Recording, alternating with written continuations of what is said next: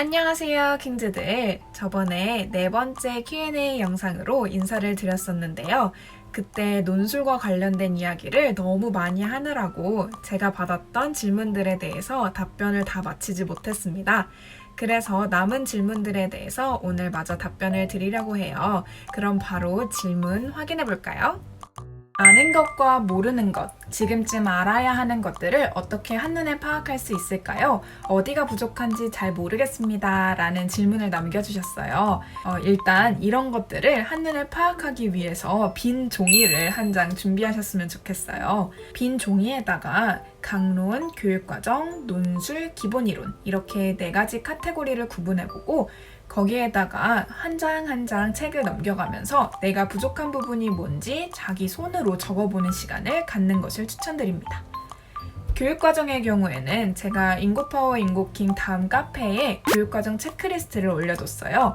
그걸 기반으로 내가 무엇이 부족한지 체크를 해두는 것을 추천드립니다. 그리고 아마 선배들한테 그런 교육과정 체크리스트를 많이들 받아보셨을 거예요. 아니면 합격 수기에 보면 저는 교육과정을 여기까지 외웠습니다 라고 써져 있는 수기들도 정말 많습니다. 그런데 임용고시 공부를 하는 선생님들은 대부분 이런 자료를 받고 나서 와, 이걸 다 한다고? 다 했다고? 이런 생각이 가장 먼저 들 거예요. 저 또한 그랬고요. 그런데 제가 시험에 합격하고 나서 이걸 돌아보니까 이 표가 사실 이만큼 하려고 노력했다. 그리고 시험 직전에 이만큼 봤다라는 뜻이지 나 이만큼 진짜 다 외웠어 이런 기준이 아니었다는 생각이 들더라고요. 물론 머리가 정말 좋으신 분들은 이걸 다 안 빼먹고 외웠겠지만 저는 그러지 못했고 그리고 주변을 돌아봐도 교육과정을 정말 완벽하게 하고 들어간 케이스는 거의 없었습니다. 그만큼 교육과정은 완벽하려는 것을 내려놓아야 하는 과목입니다. 완벽하게 해야겠다는 마음보다는 절대로 시험장 들어가기 전까지는 포기하지 않겠어! 이런 생각을 하면서 공부를 해야 해요. 다음은 기본이론에 대한 말씀을 드리려고 하는데요. 지금쯤 되면 기본이론은 인강이 종강되고 나서 한 번도 안 보신 분들도 있을 거고 아니면 누적 복습을 해서 2회독 정도 하신 분들도 있을 거예요.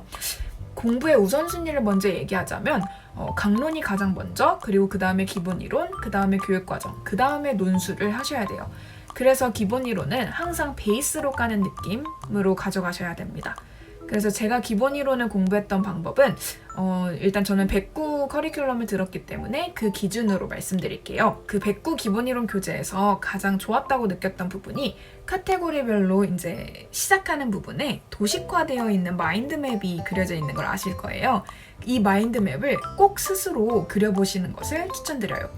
저 같은 경우에는 제가 아는 거, 모르는 것을 알기 위해서 백지 복습을 한번 하는 텀을 가졌었어요.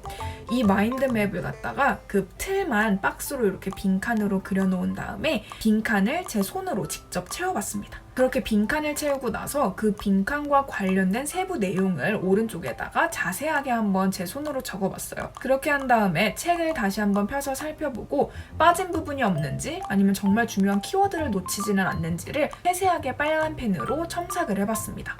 그렇게 하고 나니까 제가 어느 부분이 가장 부족하고 어느 부분은 조금 완성되어 있었는지를 한눈에 파악할 수 있었어요.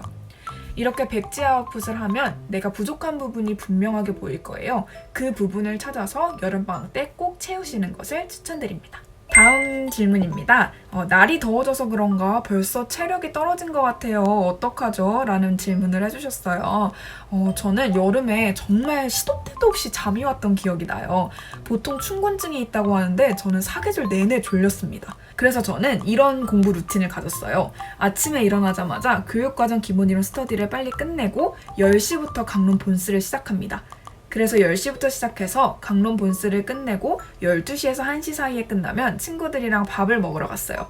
밥을 먹으러 가서 뭐 인강 얘기도 하고 학교 얘기도 하면서 스트레스를 조금 풀다가 1시쯤에 들어와서 2시에서 2시 반 정도까지 잠을 잤습니다. 왜냐면 인강이 1시인가 2시쯤에 올라왔던 것 같은데 그때 인강을 들으려고 하면 계속 튕기는 거예요. 그래서 들을 수가 없기 때문에 차라리 그 시간에 인강 핑계를 대고 한 2시간 정도 낮잠을 잤습니다. 밥을 먹자마자 잠을 바로 자니까 살이 좀 찌기는 했는데 그때 낮잠을 안 자면 오후 스터디도 집중이 안 되고 뭔가 피곤해서 아무것도 못 하겠더라고요. 그리고 임용고시 스케줄도 어차피 아침에 시작해서 점심 먹기 전에 시험이 끝나기 때문에 내가 이 시간에는 잠을 자도 생체 리듬상 오전에 보는 시험에 지장이 없을 거라고 생각했어요. 그래서 아침부터 한 2시 정도까지 말짱한 정신으로 공부하고 낮잠을 잠깐 잤던 기억이 납니다. 이렇게 체력 관리를 하시는 것을 추천드려요. 다음 질문입니다. 기본 이론, 강론, 논술 등 할 게 너무 많아서 항상 60% 정도 찔끔찔끔 건드리는 기분이에요. 너무 불안한데 괜찮을까요? 자, 일단 결론부터 말하면 지금은 괜찮습니다. 지금은 실습이 있는 선생님들도 계시고 학교 기말고사도 있고 과제도 있어서 정말 정신이 없는 시기예요. 그래서 60% 정도라도 건들고 있는 게 다행입니다. 제가 기억상 여름쯤 되면 임용고시를 포기를 하고 인강을 양도하는 그런 분들이 정말 많이 올라와요. 그래서 여름방학이 슬럼프도 많이 찾아오고 정말 힘든 시기입니다. 그리고 그 여름방학의 직전인 지금이 정말 힘들어요. 왜냐하면 할 게 너무 많기 때문이에요. 그래서 지금 이렇게 잘 해내고 있음에 스스로를 대견하게 생각해 주시면 좋겠어요. 지금 60%로 꾸준하게 쌓으시다가 모든 게 마무리되는 6월, 7월쯤부터 부족한 부분을 채우시면 돼요. 저는 그래서 매월 초에 이런 자료를 한번 만들어 봤었어요. 내가 정말 부족해서 채워야 하는 부분을 리스트탑하는 시간입니다. 내 현 주소를 이렇게 주기적으로 파악하는 게 정말 중요해요. 그리고 나서 내가 시간적으로 여유로워졌을 때 이걸 채우면 된다고 생각을 하니까 저는 오히려 마음이 편해졌습니다. 너무 걱정하지 마시고 지금 나한테 필요한 게 뭔지, 내가 채우지 못하고 있는 부분이 뭔지 잘 정리를 해두세요. 그래서 걱정되거나 그런 불안한 마음을 좀 내려놓으시고 지금의 시간을 충실하게 보낸 다음에 여름방학이 되고 실습이 끝나고 과제가 모두 끝나고 종강이 되면 그때부터 이걸 내가 채우겠다 이렇게 매일매일 다짐해 놓으시면 그걸로 충분합니다.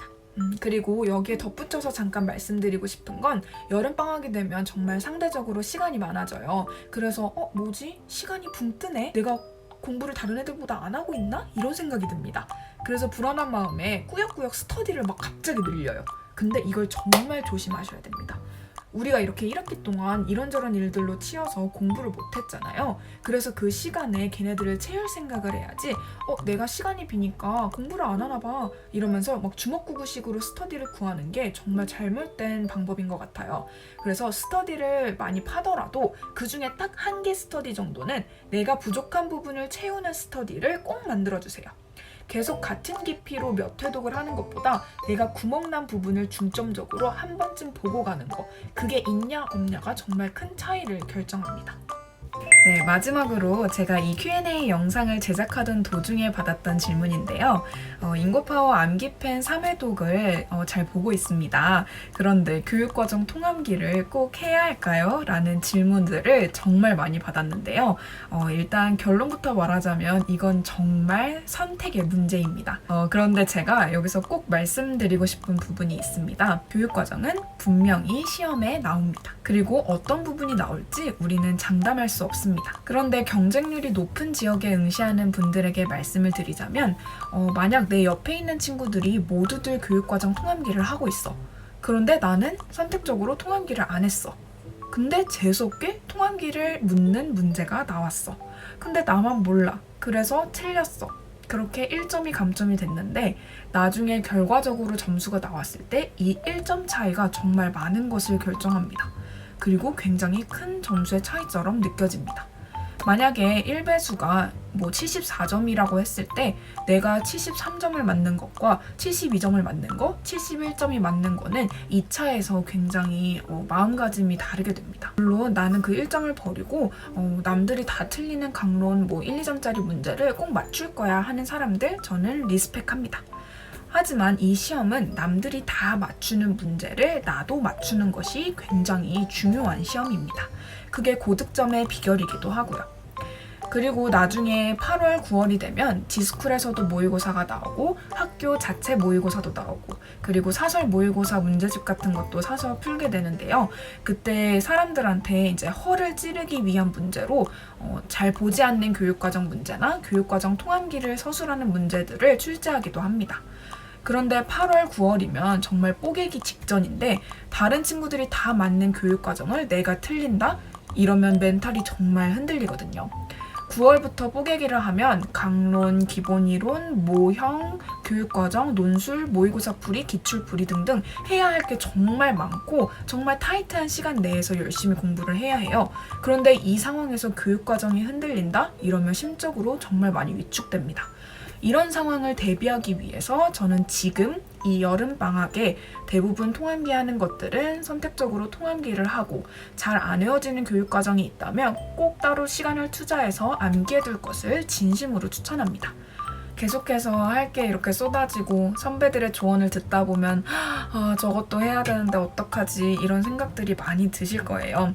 그런데 그 와중에서도 딱 정해져 있는 것들이 있지 않습니까?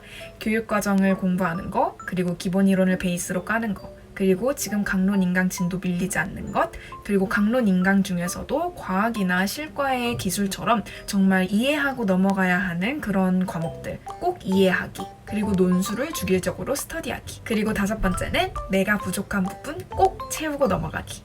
이 5가지는 절대로 잊지 마시고 꼭 따라오시길 바랄게요. 이렇게 5가지만 잘 채운다면 뽀개기 직전에 와도 부담스럽지 않고 불안하지 않은 마음으로 공부를 마무리할 수 있습니다. 네, 여기까지 모든 질문들에 대한 답변을 정리해보았습니다. 어디까지나 제 경험담이고 제 공부 방법이기 때문에 언제나 이게 정답이 아니라는 거 아시죠? 항상 여러분들을 중심에 두고 많은 선배들의 조언을 지표 삼아서 선택과 집중을 하시길 바랄게요. 그럼 언제나 응원하겠습니다. 임파탱! 임고를 즐겁게 임고 킹!